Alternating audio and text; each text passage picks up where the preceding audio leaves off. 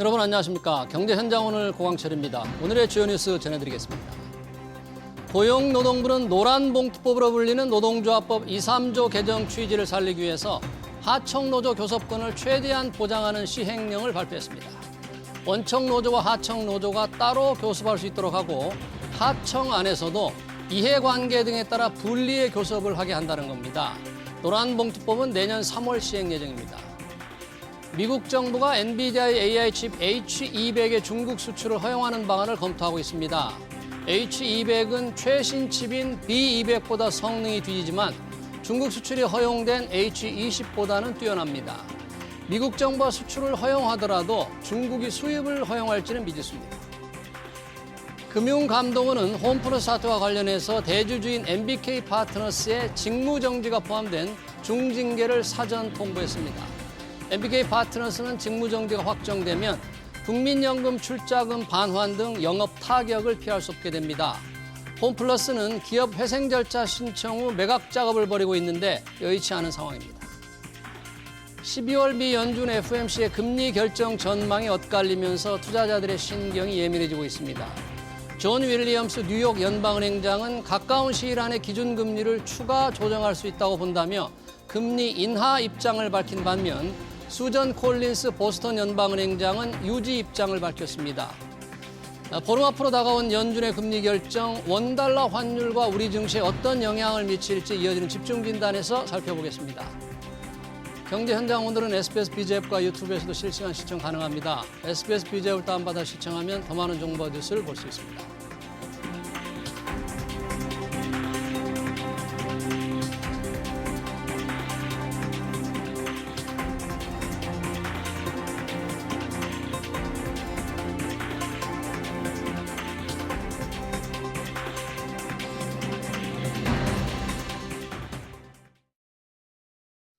네, 한미 관세 합의로 한숨 돌린 기업들이 고환율 변수에 신음하고 있습니다. 달러당 1,500원 돌파 가능성도 나오죠. 1,500원대 환율은 1998년 외환위기와 2008년 금융위기 이후 본 적이 없는 수준인데요.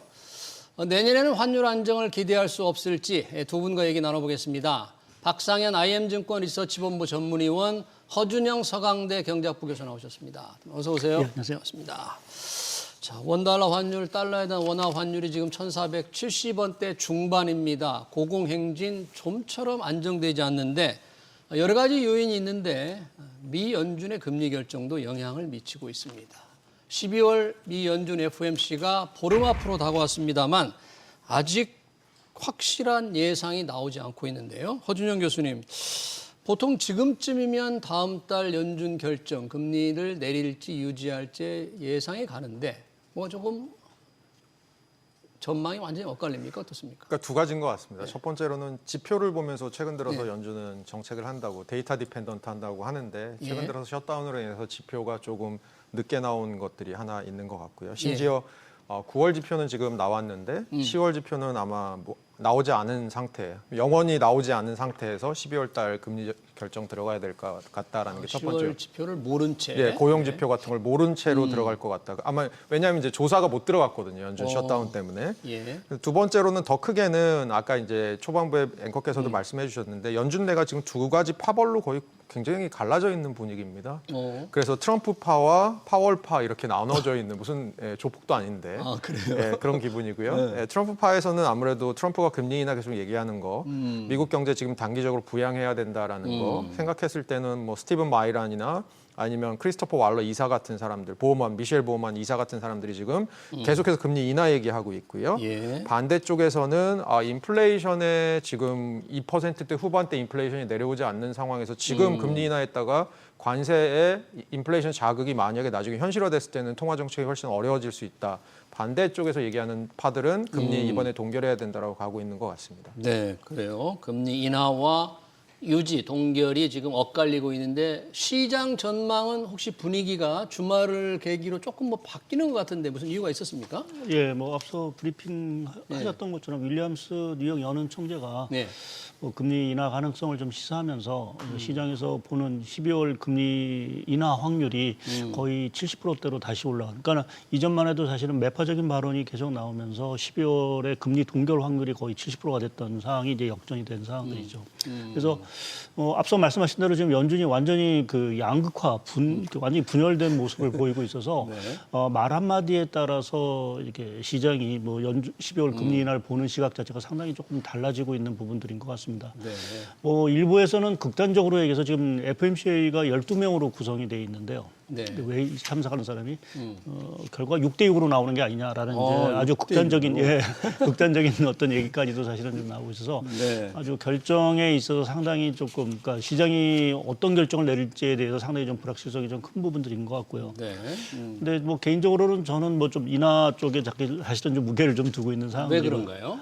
앞서도 얘기했듯이 사실 지금 파월 의장이 늘 얘기했던 게 이제 데이터 디펜더드, 데이터에 의존해서 결정을 하겠다라고 했지만 결국 지금 받아봐야 될 10월 지표에 대해서는 아무것도 받아보지 못했기 때문에 그렇게 보면은 오히려 좀 금리 인하를 하는 게 뭐 명분상 맞지 않을까라는 좀 생각이 좀 있고요. 또 한 가지는 최근에 미국 시장에서 조금 이제 뭐 11월 달에 뭐 everything falling이라고 그래서 모든 자산 가격이 이제 하락하는 이러한 그러니까요. 네.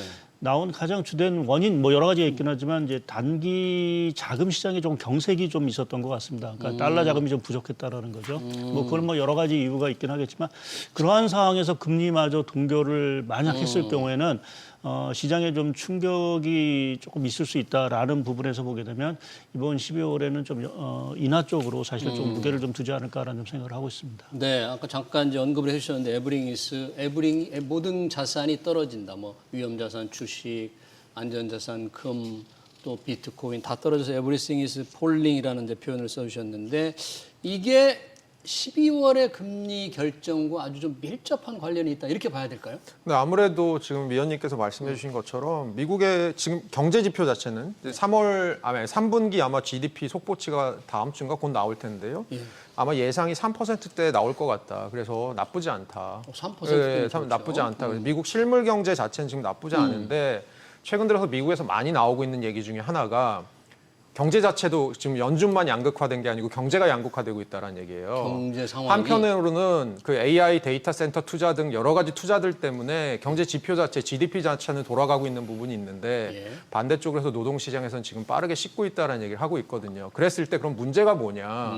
이게 만약에 조금이라도 리세션 쪽으로 기울기 시작하면 이게 노동시장이 지금 약해져 있는 것들이 결국 연결고리가 돼갖고 굉장히 미국 경제가 급속으로 추락할 수 있다라는 얘기를 합니다. 그렇게 봤을 때는 약간 하방 리스크에 조금 더 무게를 두어야 되는 게 아니냐라는 얘기를 하면서 아까 이제 금융 부분에서 말씀을 위원님께서 해주셨는데 네, 단기 자금시장 경제. 네, 그래도 실물 부분에서도 조금 선제성 인하 같은 것들을 해야 되는 것이 아니냐라는 얘기들 때문에 지금 아무래도 이번에 금리 인하 얘기가 좀 늘어나고 있는 것 같고요. 예. 결국은 미국 경제가 그동안 아주 잘 성장해온 이유 중에 하나가 어떻게 보면 AI발 투자가 있었는데 최근 들어서 이 AI발 투자 자체도 거품론에 하루하루 1위 1비 지금 하고 있지 않습니까? 예를 들어서 엔비디아 3분기 실적 나온 날은 뛰었다가 다음 날 바로 꺼졌다가 이런 일들이 벌어지고 있어서 미국 경제가 뭐 한편으로는 건강한데 또 한편으로는 굉장히 지금 뭐랄까요? 그 경계심이 굉장히 높아진 상황이다라고 볼 수 있을 것 같습니다. 그러네요. 그래서 12월 연준이 과연 금리를 유지할지 내릴지는 좀 지켜봐야 돼. 일단 시장 전망은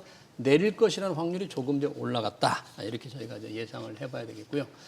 금리에 따라서 영향을 받는 게 달러 가치고 그 달러 가치 때문에 달러에 대한 원화 환율도 민감한데 지금 원달러 환율이 워낙 높은 상태니까 이 달러 값은 어떻습니까? 금리를 만약에 내린다고 그러면 달러 값이 좀 떨어지나요? 어떻게 지금 상황이 어떻게 봐야죠? 예, 뭐 아무래도 지금 최근에 11월 달에 그 달러가 강세가 된 원인은 미국 자체적으로 보게 되면 말씀드린 어떤 자금 경색 현상 플러스 12월 이제 금리 인하 기대감 자체가 상당히 좀 후퇴했던 부분 자체가 사실은 달러 강세를 유발했다라고 보면 아무래도 이제 12월에 금리를 인하해 주게 되면 달러가 조금 약세 쪽으로 좀 전환할 가능성이 좀 있다라고 좀 봐야 될 것 같고요.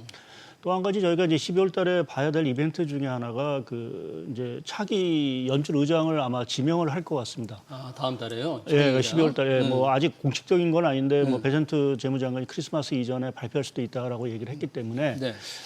이제 차기 연준 의장이 누가 되느냐라는 부분 자체가 결국 향후에 미국의 어떤 금리 정책에 있어 중요한 어떤 방향타를 제시하는 부분들이어서 만약 뭐 결국 친 트럼프 성향의 사람이 되겠죠. 지금 얘기되고 있는 헬세 그 백악관 이제 경제위원장이 될 거다라는 이제 확률이 시장에서는 좀 보고 있는데요. 만약 그분이 됐을 경우에는 아무래도 이제 금리 인하라든지 또 다른 어떤 통화 완화 정책 이러한 것들이 펼쳐질 수 있다라는 어떤 기대감 때문에 사실은 좀 달러가 좀 약세가 되지 않을까 좀 생각을 하고 있고요. 예. 또 한 가지는 최근에 이제 달러가 강세가 된 부분의 영향은 사실은 다카이치 총리가 들어오면서 일본. 예. 네. 대규모 이제 경기 부양책을 이제 예고를 했고 또 실제로 했죠. 뭐 이러한 과정에서 지금 엔달러 환율 자체가 이제 157엔까지 이제 올라가는 이 면상 자체가 뭐 한편에서 엔이 약세가 되니까 이제 반대편에 있는 달러는 강세가 됐죠. 그래서 이러한 현상인데 이제 그러면 엔이 여기서 더 약세 가겠느냐라는 부분에서 보게 되면 조금은 좀 가능성은 저는 좀 낮게 보는 게 엔화가 더 떨어지진 않을 것이다. 최근에 이제 일본의 10년물 국채 금리를 보게 되면 거의 2008년 이후 이제 최고치를 찍었습니다. 그래서 지금 뭐 비교하자면 중국의 10년물 국채와 거의 같은 수준이거든요. 일본 금리가 그렇게 올라갔어요. 네, 그래서 뭐 추가적으로 뭐 1.8, 1.9까지도 이제 보는 이제 전망들이 나오고 있는 상황들인데요. 뭐 이러한 상황에서 일본 정부가 돈 풀기를 더 하기는 사실은 저는 어렵다라고 좀 보고 있어서 이제 그렇게 보면 조금 엔화도 이제 어떤 추가 부양책에 대한 기대감 자체가 상당히 조금 약화될 수 있다라는 부분에서는 연말경 가서는 좀 엔이 좀 강세적으로 좀 돌아가지 않을까 좀 생각을 하고 있습니다. 그래서 그러한 분위기를 좀 종합해 보면 12월 연준의 그 FOMC 결과가 어떻게 나올지는 저희가 미지수인 사항들이긴 하지만 좀 저희가 좀 기대해 볼 수 있는 어떤 이벤트 자체는 좀 달러 쪽에 약세 쪽에 좀 압력을 높일 수 있는 상황들이 아닌가 보고 있습니다. 네, 두 가지 미 연준의 금리 인하 전망과 또 엔화 가치가 떨어지는 일본의 경기 부양책이 더 나오기는 좀 쉽지 않다. 그래서 엔화가 강세로 갈 수 있다. 그러니까 우리 원달러 환율도 대략 어떻게 될까 예측은 할 수 있을 것 같은데 엔화가 이렇게 달러당 157엔까지 이렇게 떨어질 때 엔달러 환율이 올라갔을 때 왜 원화 가치는 따라서 떨어지는 거예요? 무슨 관계가 있어요? 그러니까 서로 이 두 나라의 경제 구조가 너무 비슷한 부분이 있는 거죠. 그러니까 세계 시장에 우리가 물건을 내다 파는 것도 일본이랑 되게 비슷한 상품, 뭐 자동차나 이런 것들을 팔고 있고 네. 예전에 일본이 전자를 할 때 우리도 전자를 했었고, 그러니까 사실은 이게 어제 오늘 얘기가 아니고요. 사실 예전부터 원화, 엔화 그리고 대만 달러 이런 아시아 통화들이 서로 비슷하게 움직이는 게 있었습니다. 그러니까 예를 들어서 그러는 거죠. 외국 투자자 입장에서, 그러니까 서방의 투자자 입장에서 한국에서 뭘 넣었다 뺄 때 야, 한국만 빼면 안 되지. 일본에 있는 것도 빼야지. 이렇게 얘기하면서 해지 전략을 같이 갖고 가는 게 결국은 이 세 통화가 같이 움직이게 되는 영향인 것 같은데요. 최근 들어서 원화와 달러와의 상관관계를 딱 보니까 올해 들어서 보니까 상관관계가 0.64, 1에 가까우면 가까울수록 상관관계가 큰 거잖아요. 근데 이제 뭐 달러랑 엔 환율 이거 보니까 최근에 7월 이후에 최근 기간을 좀 줄여서 보면 0.95 굉장히 비슷하게 움직입니다. 0.95. 그러니까 상관관계가 거의 1에 가깝습니다. 달러랑 엔 뭐 이렇게 전반적으로 봤을 때요. 그렇게 봤을 때는 최근 들어서는 어떤 현상이 또 심해지고 있냐면 일본도 대미 투자 많이 하고 있고 한국도 대미 투자 많이 하고 있고 여기다 우리는 이제 서학개미라고 불리우는 이제 그 증권 투자, 외국 증권 투자들이 미국 증권 투자들이 늘어나고 있지 않습니까? 한마디로 우리 경제 구조가 환율 시장에서 약간 일본화되고 있는 게 아닌가라는 얘기까지도 나오고 있습니다. 그러면서 서로 더 비슷하게 움직이는 거 아니냐라는 얘기까지 하고 있습니다. 환율을 결정하는 환경이 일본과 비슷하다. 그러니까 우리가 해외로 투자를 많이 한다 그러는데 사실 경상흑자 수출도 많이 해서 달러가 많이 들어오는데 그러면 원달러 환율이 이렇게 높아지진 않을 텐데 우리 서학개미들이라든지 우리 기업들이 해외로 빼내는 달러가 지금 워낙 많기 때문에 그러면 이 구조는 쉽게 바뀌긴 어렵잖아요. 이 구조. 달러가 많이 나가는 구조. 지금 어느 정도나 나가요? 예, 뭐 지금 한국은행 그 경상수지 이제 자료를 보게 되면 1월부터 9월까지 내국인의 해외 투자가 약 한 720억 달러 정도 됩니다. 720억? 예, 지난해 같은 기간이 한 420억 달러니까 네. 거의 배 조금 안 되는 부분이죠. 23년만 해도 298억, 한 300억밖에 안 됐으니까 거의 한 3배 정도 지금 늘어난 상황들이고 그러면 경상수지가 1월부터 얼마 9월까지 얼마냐면 한 830억 달러 정도 들어오니까 물론 이제 금융계정에서 다른 부분도 있긴 하지만 기본적으로 이렇게 나가는 이제 자금들 자체가 많고요. 이건 뭐 주식만인데 또 이제 채권 쪽에서 나가는 자금이 또 있을 수 있고 반면에 이제 제가 이제 나오기 전에 1월부터 11월까지 우리나라 코스피의 외국인의 유입을 봤더니 이제 순매도로 전환이 됐더라고요. 올해. 순매도했어요? 네, 올해 1월부터 11월까지 이제 누적으로 보면 누적으로? 워낙 지금 11월 달에 외국인이 거의 한 12조 많이 정도 팔았으니까. 12조를 팠는데 이게 2000년 3월 코로나 팬데믹 이후에 최대 규모입니다. 그러니까 거의 팬데믹 당시의 수준에 지금 12월 달에 매도를 왜 하고 이렇게 있는 많이 팔죠? 우리 주식을. 뭐 아까 말씀드린 대로 이제 미국도 이제 여러 가지 자금이 부족하다 보니까 일단 좀 뭔가 좀 이제 좀 걷어들이는 부분들이 있는 거. 아까 말씀드린 대로 이렇게 조금 우리나라 어떤 투자 흐름 자체가 이제 국내보다는 사실은 해외 쪽으로 사실은 많이 움직이고 있는 상황들이 뭐 이건 뭐 개인뿐만 아니라 국내 각종 연기금 자체도 이제 포트폴리오 비중을 보게 되면 이제 해외 쪽의 비중 자체가 워낙 많은 상황들이기 때문에 기본적으로 달러 수요 자체가 기본적으로 좀 많은 부분들이 분명히 좀 있는 것 같고요. 근데 한 가지 제가 이제 좀 말씀드린 건 이제 워낙 이렇게 얘기하면 부정적으로만 사실은 좀 말씀을 원달러 환율이 계속 올라갈 것 같은 생각이 드는데 꼭 그런 건 아니다. 이게. 그렇죠. 그 이유 중에 하나가 보면은 사실은 우리나라가 이 구조 자체가 크게 바뀐 게 이제 팬데믹 이후에 사실 많이 변했습니다. 해외로 나가는 게. 근데 그 과정 속에서 우리나라가 지금 그러면 해외에서 갖고 있는 해외 순자산 규모가 얼마냐면 한 1조 달러가 됩니다. 순자산이? 그러니까 금융 자산이 자산에서 많고. 부채를 뺀 게 그러니까 그렇게 보면 사실 우리나라 외환 건전성 측면에서 보면 상당히 건전해진 거죠. 그러니까 우리가 갖고 있는 해외 자산이 그만큼 많다라는 거니까요. 그래서 지금 과거처럼 뭔가 우리나라가 뭐 자산이 없고 경상수지가 적자고 한다라고 하면 상당히 좀 문제, 어떤 수급적으로 봤을 때는 상당히 큰 문제이긴 하지만 지금의 어떤 외환 건전성 상황들, 말씀드린 어떤 해외 그 순자산 또 지금 단기 외채 비율도 보게 되면 거의 뭐 한 20%밖에 안 돼서 사실은 저희가 뭐 크게 외환 쪽에 이렇게 수급적인 부담을 사실은 갖는다라고 좀 보기는 사실 조금 어려운데 여하튼 좀 구조적으로 과거에 비해서는 나가는 돈이 좀 많기 때문에 환율 입장에서 보게 되면 사실은 원달러 환율이 추세적으로 좀 올라갈 수밖에 없는 구조는 분명한 것 같습니다. 지금 원달러 환율이 우리가 지금 1,470원대인데 이게 1,500원을 향해서 지금 가고 있거든요.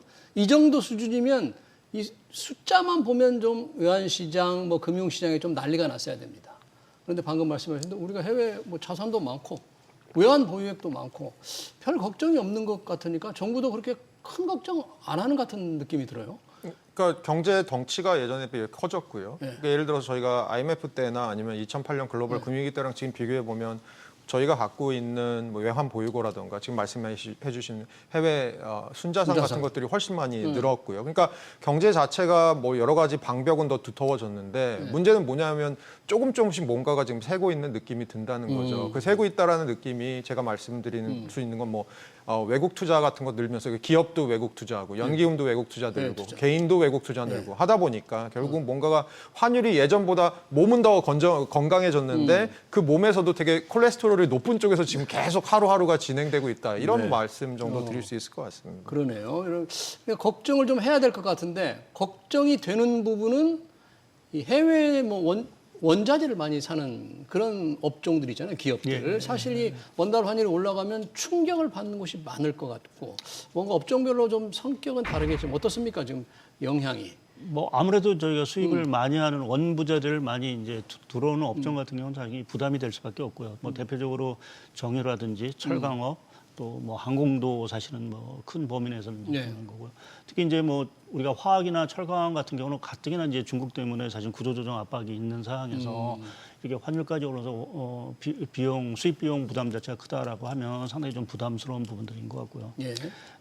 또 하나 이제 반면에 이제 환율 수혜를 받을 수 있는 건 대표적으로 이제 뭐 아무래도 수출 기업, 반도체, 자동차, 조선, 방산 뭐 이러한 쪽에서는 아무래도 환율 상승에 있어서는 좀 수혜를 좀 볼 수밖에 없는 그런 업종으로 좀 볼 수가 있는 부분들인 것 같습니다. 근데 이제 뭐 이게 뭐 저희가 그냥 과거부터 객관적으로 그냥 환율 수혜 뭐 피해 업종 이렇게 말했겠지만 이제 기업 내부적으로 보면 이제 그것이 이게 부채를 또 달러 부채를 얼마나 갖고 있느냐 뭐 이런 것까지도 사실은 좀 봐야 되기 때문에 네. 사실 말씀드린 거는 사실은 좀 일반적인 전상들인 부분들이고 여하튼 그래도 환율이 올라가면 아무래도 수출 기업에는 유리한 부분들이고 그러니까 내수 쪽에서 조금 이제 비중이 높은 업종이나 기업들 자체는 상당히 좀 부담을 받을 수밖에 없는 것 같습니다. 네, 지금 이제 수출면에 수출이 많은 반도체, 자동차, 조선, 방산이 이제 혜택을 본다 그랬는데 이렇게 돈을 많이 달러를 받아들인 기업들이 좀 달러를 국내로 가져와서 팔면 지금처럼 오르는 게 조금 제약이 안정이 될 텐데 달러를 많이 벌어들여도 한국으로 가져 들어오지 않습니까? 이제 요즘에 기업들이. 그러니까 기업들이 최근에 행태가 많이 변한 것 같아요. 그러니까 향후에 대미 투자가 예상되는 부분도 있는 것 같고 또 하나는 향후에 원달러 환율의 흐름을 예상을 해봤을 때 이게 극적으로 원화의 가치가 반등을 해서 원달러 환율이 막 극적으로 떨어질 가능성이 굉장히 적다고 보면 예. 기업들 입장에서는 외국에서 수취한 달러 이익을 굳이 원화로 환전을 해서 우리나라로 갖고 올 필요가 없는 거죠. 차라리 거기에 그냥 두고 향후에 필요할 때 쓰거나 더 예. 비싸졌을 때 바꾸거나 뭐 이렇게 하는 방향이 나을 테니까요. 근데 예. 그게 이제 결국 우리에게는 또 달러 수급 부담의 하나로 작용을 하는 거고 그 자체가 약간은 악순환을 만들고 있는 고리가 나오는 거죠. 네. 지금 해외 투자 우리 서학개미들 굉장히 많잖아요. 아까 순 투자를 엄청 많이 하는데 이 해외 투자를 많이 한 서학개미들은 지금처럼 환율이 오르면 오를수록 환차익도 지금 기대하니까 속으로 좀 웃고 있을 수 있겠네요. 예, 뭐 환차익만 보게 되면 뭐 아무래도 좀 기대하고 또 이제 뭐 11월 달에 조정을 받긴 했지만 올해 연간 단위로 보게 되면 사실은 뭐 미국 투자에도 사실 수익이 상당히 부분 났기 때문에 주가 오르는 예, 데다가 주가 오른 환율을- 부분에다가 환율까지도 사실은 이제 혜택을 볼 수 있는 부분들이 되겠죠. 근데 만약의 경우 사실은 이제 뭐 저희가 뭐 미래를 정확히 예상하기 어려운 상황인데 만약 지금 이제 해외 투자를 만약 하신다라고 하면 내년에 환율 동향이 만약 이제 반대 방향으로 갔을 경우에는 사실은 해외 쪽에 주가 쪽에서 수익을 얻는다 해도 환에서 사실은 손실을 또 볼 수도 있는 가능성은 또 있는 부분들이기 때문에 모르겠습니다. 지금 원달러 환율이 거의 1,400, 뭐 70원, 80원대까지 갔는데 과연 내년에 1,500원을 뚫고 올라갈지 이 부분에 대해서는 뭐 지금 전망이 엇갈리고 있는 상황들이긴 한데요. 뭐 저 개인적으로는 사실은 뭐 지금 아까 말씀드린 우리나라 여러 가지 이제 자산 건전성이라든지 뭐 또 뭐 지금 최근에 반도체 어떤 그 랠리 또 뭐 이런 사이클을 감안하게 되면 뭐 그렇게 1,500원대까지 안착은 쉽지 않지 않겠느냐라는 좀 생각을 좀 하고 있습니다. 그래서 내년 상반기 아까 말씀드린 대로 미국이 금리를 계속 내리고 또 연준의 새로운 의장이 이제 들어오면서 미국이 좀 완화적인 통화 정책, 특히 이제 내년에 미국이 이제 중간 선거를 앞두고 있기 때문에 트럼프 대통령이 내년 상반기에는 뭔가 하여튼간 부양을 더 해달라고 하는 이러한 흐름이 됐을 때는 달러가 또 우리가 예상하는 것과는 또 다른 방향으로 좀 갈 수 있는 부분들이 있어서 그러니까 환만 보고 사실은 뭐 우리가 환 차익이 얻을 수 있다 이러한 기대만 갖고 해외 투자하시는 부분에 있어서는 조금 좀 그러한 부분은 좀 신경을 쓰셔야 되는 부분들이 아닌가 보고 있습니다. 저도 한 말씀만 네, 드리고요. 네. 그 지금 트럼프 관세 중에 아이파라고 부르죠. 그러니까 비상경제 수권법 갖고 하고 있는 관세들, 상호 관세랑 그다음에 펜타닐 관세 부분 있잖아요. 예, 예. 이게 이제 대통령 권한 바뀌다라는 게 대법원가 있잖아요. 네, 근데 전반적으로 구두변론 한 번 있었거든요. 그거 제가 다 들어보고 이렇게 좀 파악을 해보니까 아마 그게 대법원에서 그대로 1, 2심 그대로 이제 이거 대통령 권한 바뀌다라고 결론이 나올 가능성이 좀 더 높을 것 같아요. 위법적인 예,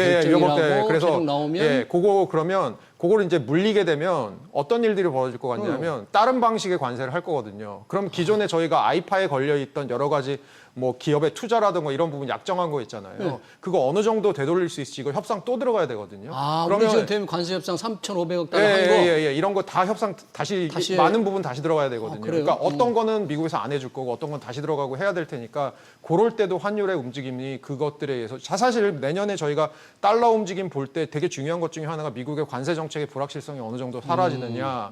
또 하나는 우리 기업들의 대미 투자 200억 달러 약정하고 우리 정부의 대미 투자 약정한 게 어떻게 되냐 이런 거잖아요. 네. 그 흐름도 좀 보셔야 될 것 같습니다. 예. 그러면 여러 가지 변수가 있잖아요. 경제 상황도 있고 우리가 투자할 규모도 있고 관세 환율 변수도 있고 전체적으로 내년 전망을 혹시 어떻게 IM증권에서 어떻게 하세요? 뭐 상단 하단 이렇게 본다면 저희는 뭐 원달러율은 상반기에는 조금 좀 하락 쪽을 좀 보고 있고 그래서 하단은 1,350원 정도를 좀 보고 있고요. 1,350원. 예. 네. 그리고 이제 위로는요? 위로는 뭐 한 1,400, 뭐 1,500원까지는 제가 말씀을 안 드려서 한 1,480원, 90원 정도 이제 말씀을 좀 드리고 있습니다. 그러니까 내년 상반기가 아까 말씀하신 대로 관세 정책에 대한 여러 가지 불확실성도 있고요. 또 말씀드린 대로 미국의 의장 자체가 사실은 좀 바뀌는 이 과정 속에서 좀 혼란이 사실은 또 있을 수 있는 부분들도 있고 해서 조금 내년 상반기에는 달러의 어떤 변동성 자체가 상당히 조금 있을 수 있지 않겠느냐.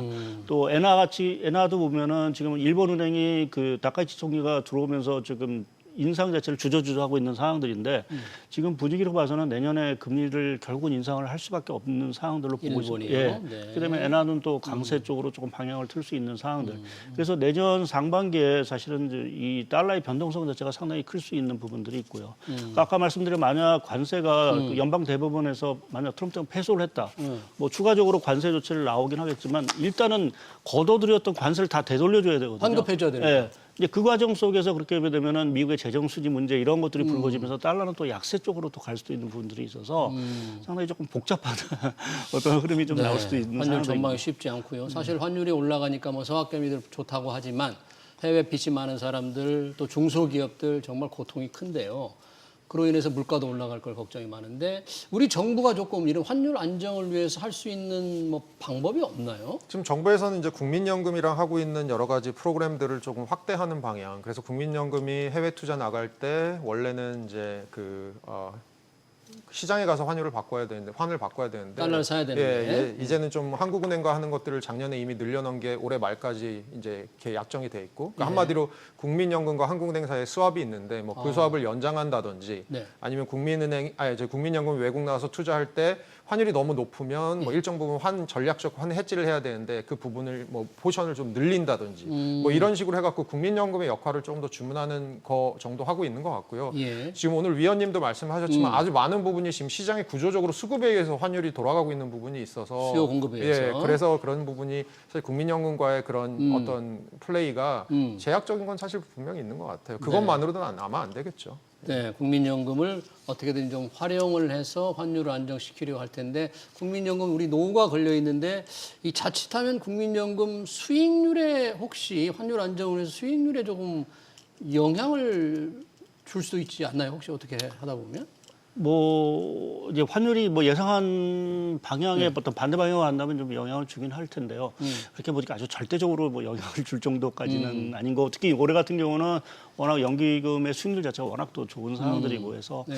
뭐 약간의 환의 그 뭐 해지를 하느냐 안 하느냐에 따라서 약간의 조금 수익률의 변동은 있을 수 있다 하더라도 기본적으로 환보다는 결국 이제 해외 투자한 뭐 주식이나 채권 뭐 아니면 대치 투자의 어떤 수익률 자체가 오히려 더 우리나라 연기금의 어떠한 좀 수익률을 좌우하는 아주 큰 변수로 좀 보셔야 되는 게 맞을 것 같습니다. 네. 자, 이 환율에 영향을 미치는 이제 미 연준의 금리 결정과 함께 우리는 이제 이번 주죠. 27일이네요. 27일입니다. 금통위 금리 결정이 지금 예정돼 있는데 어떻습니까? 지금 외환 지금 변화도 이 금리 결정에 좀 변수가 될까요? 당연히 될 것 같고요. 환율이 1,470원대에서 왔다 갔다 하는데 금리를 내릴 수는 없을 것 같고요. 거기다가 최근 들어서 수도권 중심 뭐 11호 대책 나온 이후로 잠깐 잠잠하다가 이번 주 또 최대 폭으로 상승하고 이러고 있지 않습니까? 네. 그러니까 아무래도 금리 내릴 환경은 아닌 것 같고요. 지금 시장의 예상은 내년 상반기에도 금리를 내릴 수 있는 확률이 한 50% 정도라고 되는 것 같아요. 보는 것 같아요. 그래서 내년에도 사실 금리를 내리기에는 그렇게 녹록지 않은 환경이 될 것 같다. 그 얘기는 지금 그 수도권 중심의 집값 상승이라든가 환율 부분의 불안이라든가 이런 것들이 조금 오래 갈 수 있다라고 아마 시장 참여자들이나 아니면 학계에서는 좀 보고 있는 최근 들어서 서베이 결과들 보니까 전반적으로 그런 느낌입니다. 네. 그러면 사실 외환 시장 분석이 굉장히 어렵잖아요. 연초에 한 해 환율 전망하기가 무척 어려운데 이 정도 수준까지 원달러 환율이 1,470원 지금 언저리 상태까지 우리가 연초에 2025년 연초에 예상을 거의 못했죠. 그렇죠. 뭐 트럼프 대통령의 관세 정책의 불확실성이 있어서 조금 원화가 약세를 보일 거로는 뭐 예상을 했지만 사실은 이 정도의 또 뭐 거의 1,500원대에 가까운 우리가 뭐 얘기하는 계엄 당시 어떤 수준까지 올라올 거로는 사실은 좀 기대를 하지 못했고 특히 이제 상반기 같은 경우는 달러가 사실은 급락을 하면서 사실은 달러 약세가 이제 본격화된다라는 어떤 기대감까지도 사실 있었기 때문에 하반기에 어떤 달러의 흐름보다도 사실은 원화의 환율 흐름이 사실은 또 극적으로 사실 변했다고 봐야 될 것 같습니다. 그러니까 뭐 좀 달러는 연초 기준을 보게 되면 사실은 오히려 좀 약세인 사항들이긴 한데. 달러 지수로 네, 그런 지수만 걸 보게 보면은 되면 약세인데. 원달러 환율 자체만 이렇게 올라간 부분에 있어서는 지금 뭐 우리가 계속 얘기하는 외환 수급이라든지 또 이제 관세 협상 과정에서 여하튼 저희가 200억 달러라는 부분 자체를 매년 투자를 해야 되는데 그 과정에서 이제 뭐 배당이라든지 이러한 것들이 이제 들어올 게 사실 이제 안 들어온다라는 의미이기 때문에요. 그렇죠. 예, 그러니까 우리 뭐 그러니까 외환 보유고를 운영한 자에서 올 수 있는 이자라든지 배당금이 안 들어올 수 있는 것은 뭐 여하튼 계속해서 수급 쪽에 부담을 좀 줄 수밖에 없는 사항들. 또 거기에 사실은 우리나라 주식시장이 상당히 좋고 하지만 사실 우리나라 지금 산업도 보면 아까 우리가 양극화 많이 했는데 우리나라도 사실 양극화 현상이 업종별로 상당히 좀 심각한 사항들이고요. 뭐 이러한 것들이 종합적으로 이제 맞물리면서 또 뭐 엔화도 약세인 상황들에서 뭐 당초 예상보다는 상당히 좀 원달러 환율이 높은 수준에서 좀 유지가 되고 있는 것 같습니다. 네, 잘 들었습니다. 미 연준의 금리 결정과 원달러 환율 전망까지 관련 토론 여기서 마치겠습니다. 지금까지 박상현 IM증권 리서치본부 전문위원, 허준영 서강대 경제학부 교수였습니다. 고맙습니다.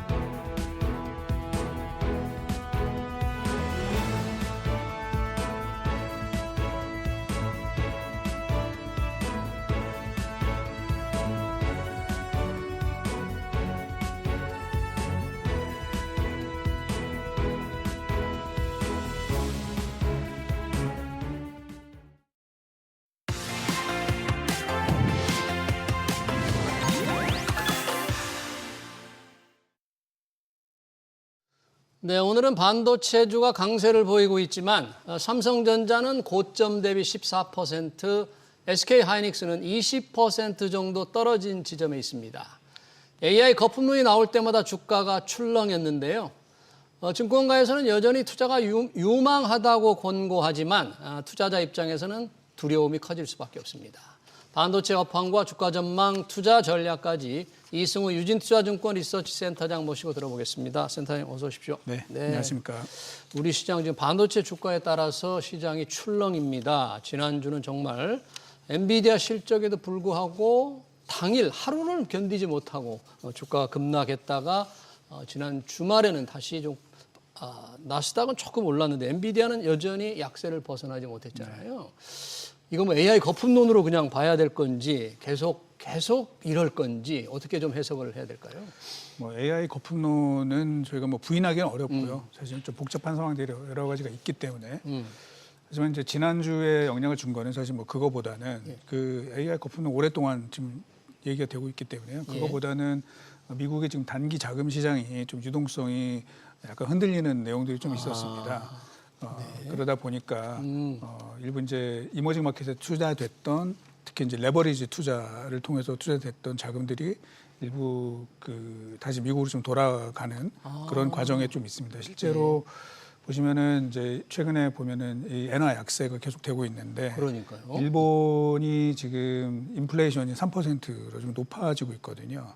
그런 상황에서는 일본이 금리를 인상해야 되는 거 아니냐라는 이제 우려가 계속 나오고 있고, 그렇게 되면 이제 다들 아시는 것처럼 엔캐리 투자로 엔캐리 투자에 의해서 이제 투자됐던 자금들이 굉장히 좀 쪼달리는 상황이 됐고요. 또 하나는 우리가 이제 처음에는 이게 그렇게 영향이 있을까라고 생각했었는데, 이제 미국의 정부 셧다운 이 이슈로 인해서 예를 들면 이제 그 정부 쪽에서 지원돼줘야 될 단기 자금들이 있잖아요. 이제 그쪽에 다 막혀버립니다. 막혀버리면서 그쪽에 정부가 일시 정지되니까. 그렇죠. 그래서 그쪽에 좀 자금이 부족해지면서 흔히 말하는 저희가 레포 금리라고 하는 미국의 초단기 금리가 단기에는 좀 많이 올랐거든요. 그렇게 되면서 마찬가지로 이렇게 낮은 이제 금리를 이용해서 그 레버리지 투자를 진행했던 이런 자금들이 좀 압박을 많이 받고 있습니다. 그래서 그 영향으로 뭐 사실은 우리가 이제 스마트머니라고 하는 코인 시장에서의 그런 자금들이 좀 빠지기 시작을 하는 그런 것들이 있었고, 또 많이 올랐던 반도체를 중심으로 해서 조금 이 차익 실현하는 부분들도 상당히 좀 겹쳐서 나타났다 이렇게 봐야 될 것 같습니다. 그런 분위기가 그러니까 우리 시장에서 오늘만 본다면은 상당히 전장에는 굉장히 강했던 것 같은데 강세가 조금 많이 약해지면서 상승폭이 좁혀졌잖아요. 그런 분위기가 좀 확산된 그렇죠. 거로 이제 보이겠네요. 지난 주말에 뭐 다들 아시는 것처럼 네이비스 여는 그 뉴욕 여는 총재가 이제 금리 인하에 대해서 조금 그 확률을 높이는 가능성. 그런 가능성들을 얘기를 하면서 이제 좀 안정이 됐습니다. 안정이 됐지만 여전히 연준 내에는 이견이 굉장히 지금 많이 있는 걸로 알고 있습니다. 그러다 보니까 역시 12월 금리 인하를 지금 확인하기 어려운 그런 상황이고 좀 불안해하는 그런 내용들이 좀 진행이 될 것 같고요. 네. 저희는 이제 12월 1일부터 이제 미국이 QT를 종료를 하기 때문에 일단 마지막 고비는 좀 지날 것 같고 12월 10일 날 FOMC 그걸 지나면서부터는 그래도 조금은 안정화가 되지 않겠느냐 이제 그런 기대를 갖고 있습니다. 네, 미 연준의 12월 10일 금리 결정이 뭔가 변곡점이 될까 이제 그렇게 예상이 되는데 반도체주가 출렁이다 보니까 미국 반도체 이 얘기 잠깐 해보고 싶은데요. 3배 레버리지 ETF를 산 개미들이 이달에 산 것만 1조 원을 넘어섰다는데 이분들은 상당히 타격이 좀 있을 수 있겠네요. 그렇겠죠. 사실 뭐 저희는 이제 기관 투자자나 이런 쪽은 사실은 그런 레버리지 투자를 이렇게 권유하지는 않거든요. 왜냐하면 리스크가 굉장히 크기 때문에. 그래서 그 필라델피아 반도체 지수가 한 7,300에서 지금 한 6,400 요 정도까지 떨어져서 한 12% 정도 떨어졌는데 이 3배 ETF는 썩슬이라고 하죠. 썩슬 같은 경우에는 35% 이 정도가 좀 하락했기 때문에 좀 타격이 없지 않을 수 없는 그런 상황인 것 같습니다. 너무 공격적인 투자를 한 분들은 시장의 변동성이 크면은 피해가 클 수가 있는데 엔비디아 거품론 말고는 이제 자본시장의 단기 경색을 주가에 대한 변동성이 하나로 말씀해 주셨는데 엔비디아 변동성 관련해서 어떤 분이 그런 분석을 했대요. 엔비디아 매출 채권이 좀 늘어났다. 네. 이게 AI 거품론을 짚히는 게 아니냐 이런 얘기를 하는데 이건 무슨 변수가 됩니까? 저도 이제 그 미국에서 그런 분석이 있는데 제가 이제 이런 표현을 좀 쓰긴 하는데 좀 약간 억까다 이렇게 좀 억가가 뭐죠? 억지로 깐다는 억지로 비판한다. 예, 그런 거 말이 같고요. 안 되는데 이렇게 좀. 왜냐하면은 사실은 매출 채권이 늘죠 당연히. 왜냐하면 매출이 느니까. 그래서 저희가 이제 매출액 대비해서 매출 채권 비중을 이렇게 보거든요. 근데 그게 늘지가 않았어요 사실은. 그래요? 그래서 오히려 전분기보다는 좀 내려갔습니다. 그래서 느는 매출 채권이 많은 건 좋지는 않은 거죠 사실은. 돈을 못 받고 채권도 남아 있기 때문에. 근데 그게 과도하게 는 것도 아니고 그렇기 때문에 그거는 이제 엔비디아 주가를 떨어지기를 좀 원하는 그런 쪽에서 마이클 버니? 그럴 수도 있고 그래서 그런 내용이지 그게 큰 문제가 될 정도는 아니라고 생각을 합니다. 오히려 이제 그거보다는 사실은 우려가 되는 거는 엔비디아라기보다는 오픈 AI에 있다고 보고 있어요. 저희는. 오픈 AI 자금 문제. 그러니까 뭐냐면 지난 이제 10월 29일 날 마이크로소프트가 실적 발표를 했는데 거기에 그 10Q 보고서라 그래서 우리로 보면 이제 분기 자세한 보고서가 나왔는데 거기에 그 오픈 AI에 대한 이제 지분법 손실 규모가 이제 잡혀 있었거든요. 그래서 그거를 통해서 오픈 AI의 실적을 저희가 역추적을 해봤더니 분기의 적자가 한 600억 달러 정도가 분기에만 엄청난 거죠. 왜냐하면은 오픈 AI의 올해 연간 매출액이 예상이 130억 달러거든요. 연간 매출 130억 달러 예상인데? 근데 분기의 적자가 600억 달러가 났다는 거죠.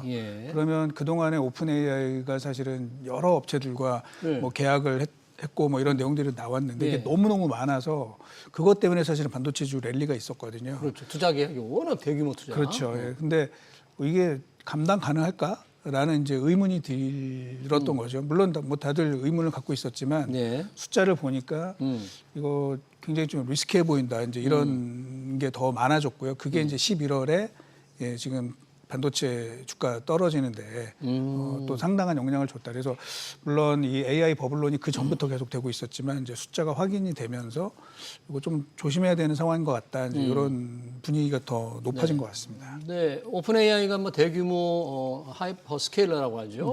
메타라든지 구글 이런데 대규모 투자를 하고 그래서 순환 출자 얘기도 있고 그런 상황에서 이익 전망도 지금 약한 상황. 이렇게 대규모 적자인데 그러면 투자를 어떻게 계속 할 수 있을까? 자금 조달 자체가 상당히 의문이 들 수도 있겠어요. 굉장히 의문스럽고요. 그래서 이제 지금 다들 그것도 뉴스에 다 나온 얘기지만 이제 엔비디아가 $1,000억 뭐 투자를 해주는 거죠. 그러니까 돈을 주겠다는 거죠. 그래서 지금의 현재 AI 생태계에 돌아가는 여러 사건들을 보면은 조금 과장해서 얘기를 하면은 엔비디아가 번 돈을 갖고 계속 이제 이 약간 수건 돌리기식으로 서로 돌고. 그렇게 되는 거 아니냐라는 의구심과 걱정이 좀 있는 게 사실입니다. 네. 그런 의구심을 뒷받침하는 통계, 작은 통계 하나만 나와도 반도체주가 지금 출렁출렁하기 때문에 우리 지금 반도체주 삼성전자, SK하이닉스도 이 영향을 많이 받고 있습니다. 주가가 오르락 내리락. 뭐 내릴 때 워낙 변동폭이 이렇게 시총 1, 2 종목들의 변동폭이 이렇게 큰 줄 몰랐어요. 근데 오를 때는 뭐 내리는 게 훨씬 변동폭이 크던데. 오르기도 많이 올랐고요. 사실은 이제 그동안에 이제 제가 여기 SBS 몇 번 나와가지고 이제 말씀을 드린 게 뭐 되게 상황은 좋다. 다만 4분기가 되면 뭐 이제 상반기에서 3분기까지 그 미국의 이제 관세 때문에 미리 주문 냈던 것들이 4분기가 되면은 좀 약해질 수가 있다. 그래서 이제 조심해야 될 필요가 있지 않을까라고 이제 그렇게 말씀드렸는데 그거를 깨부신 게 이제 사실 오픈 AI 대규모 투자 계획 발표였던 것들이죠. 그래서 오히려 4분기에 가격이 더 많이 오르는 이런 일들이 벌어져서 주가도 뭐 굉장히 많이 올랐습니다. 사실 많이 올라서 뭐 다행이긴 한데 그러다 보니까 이제 좀 전에 말씀드린 뭐 AI 버블론에다가 이제 단기 미국의 이제 자금 이 경색 우려 뭐 이런 것들 때문에 좀 차익 실현이 많이 있었다. 다만 그래도 지금 현재의 그 반도체 가격 추이라든지 또 물론 이제 오픈AI가 좀 세게 지른 거는 맞지만 그래도 일단 투자는 시작이 돼야 되거든요. 그래서 그런 상황을 보면은 뭐 삼성전자, SK하이닉스의 실적은 굉장히 좋을 걸로 현재 예상이 됩니다. 그래서 지금 주가는 뭐 조금 흔들리고는 있지만 제가 볼 때는 그래도 전 세계 반도체 주식을 통틀어서 제일 견조한 실적과 또 낮은 밸류에이션 이게 좀 뒷받침되는 종목이 아닌가 그렇게 판단을 합니다. 전 세계 통틀어서 견조한 실적과 낮은 밸류에이션. 그러면 유진투자에서도 그러면 삼성전자, SK하이닉스 두 회사의 좀 목표 주가를 지금 상황에서도 조금 올렸습니까? 그러니까 사실은 이제 저희 하우스의 그 스토리를 좀 말씀을 드리면 이제는 제가 두 회사를 목표가를 내질 않고 이제 그 저희 이제 그 제 후배 애널리스트가 이제 물려받아서 보고서를 쓰기 시작을 했거든요. 그래서 이 친구가 이제 삼성전자 목표가는 현재 15만 원 제시하고 있고 15, 그리고 SK하이닉스는 69만 원 제시를 하고 있습니다. 그래서 뭐 저희도 이제 많이 올렸죠. 많이 올려서 그러네요. 뭐 하는데 지금 주가는 흔들리지만 좀 전에 말씀드린 것처럼 실적이 상당히 탄탄할 것이기 때문에 지금 뭐 D램 수요가 이렇게 많이 늘어납니까? 가격도 많이 오르고? 가격이 많이 오르는 거죠. 가격이. 그리고 이제 수요는 이게 좀 냉정하게 저희가 이제 말씀을 드리면은 어떤 상황이냐면은 그 공급이 못 쫓아가는 상황이에요. 수요가 정말 막 폭발을 하느냐. 물론 이제 AI 쪽은 많이 느는 거는 사실이죠. 그런데 지금 4분기에 삼성전자나 SK하이닉스의 그 빚 크로스 가이던스, 그러니까 빚이 얼만큼 늘어날 것인지, 추락 얼만큼 늘어날 것인지 가이던스가 사실 마이너스입니다. 공급을 못 해준다는 얘기네. 뭐 하여튼 뭐 마이너스입니다. 그런데 이제 실적은 되게 좋을 걸로 보는 이유는 가격이 많이 올라가는 거죠. 그래서 뭐 지금 현재 칩 수요가 막 엄청난다 이렇게는 보지 않지만 공급이 충분히 안 되면서 가격이 확 올라간 것이죠. 그동안 설비 이 투자 생산 능력 확대를 좀 덜 했거든요. 그랬죠, 생산이 공급이 그렇게 수요가 많이 안 늘 거로 보고. 그렇죠. 이제 아까 제가 말씀드린 것처럼 이제 관세 때문에 미리 땡겼는데 이게 4분기가 되면 뭐 어떻게 될지 모르겠다라는 이제 분위기가 좀 있었던 것이죠. 그래서 최근에 이제 반도체 소재 업체들의 그 이야기를 들어보면은 이제 소재 업체들은 그 물량이 많이 늘어야 회사들이 좋아지거든요. 그렇죠. 근데 물량이 그 정도로 늘지 않는다는 거죠. 가격만 앞에 그 반도체 가격만 올라가고 있기 때문에 자기네들은 이제 그 정도의 호황은 아니다. 이제 이런 소재 업체들. 그렇게 얘기를 하고 있어요. 근데 이제 뭐 오픈AI가 지금 이야기했던 여러 가지 일들 그리고 엔비디아의 그런 가이던스 이런 걸 보면 뭐 내년에는 물량이 늘 것 같아요. 늘 것 같고 당분간은 가격도 그 공급도 또 충분히 쫓아가지 못할 것이기 때문에 계속해서 내년도에도 실적이 계속 좋아지는 그림이 나올 걸로 예상이 되거든요.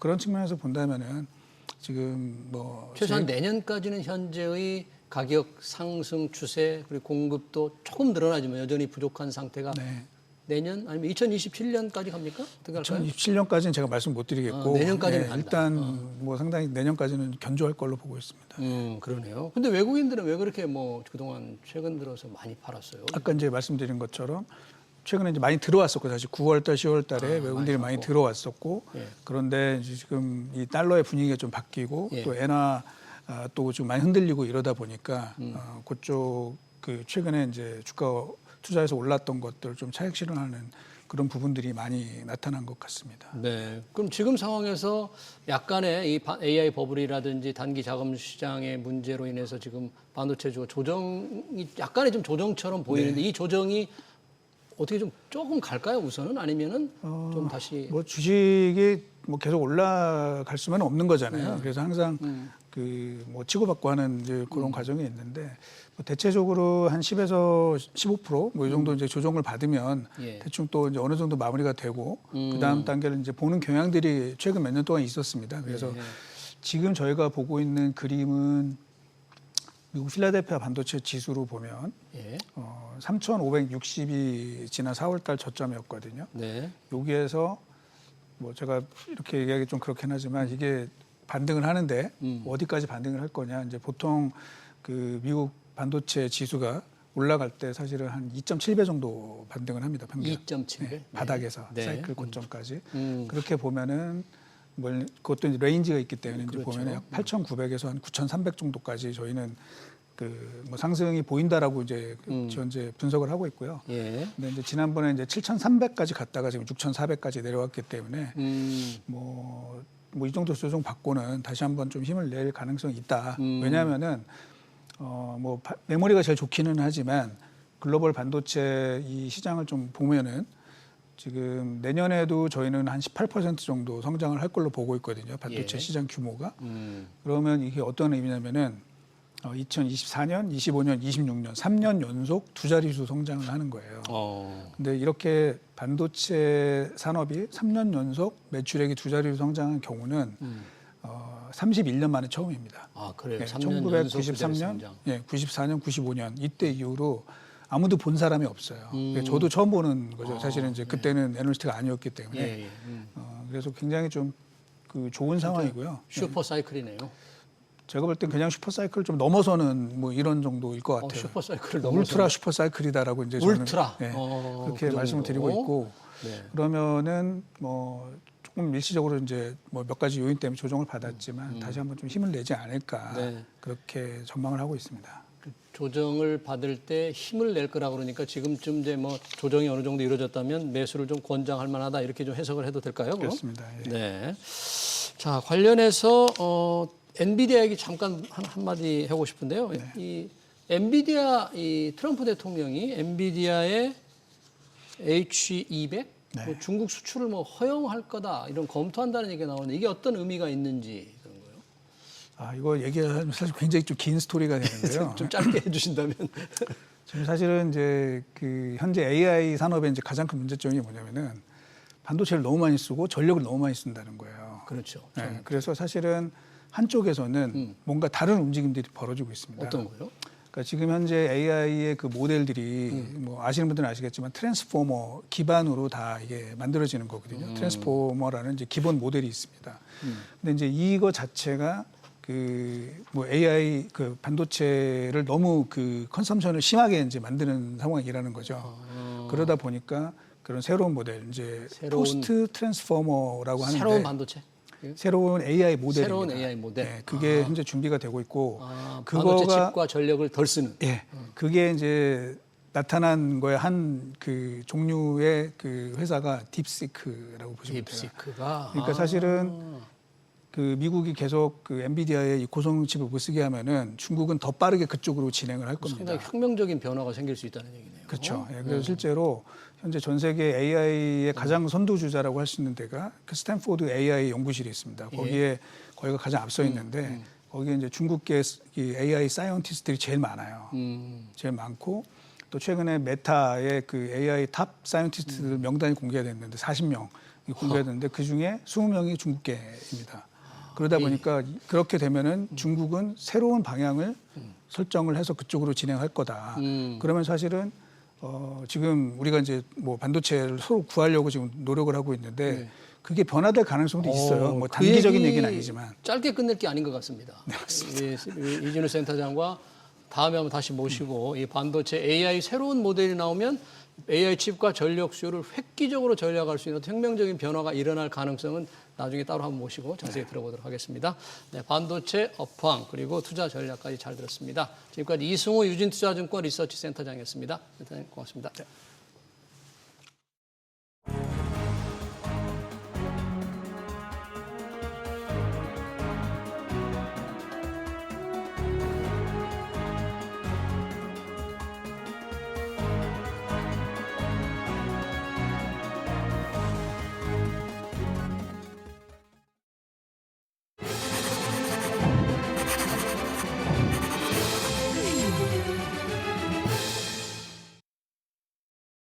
달러화에 대한 원화 환율이 고공행진입니다. 1,500원 선도 위협하는데요.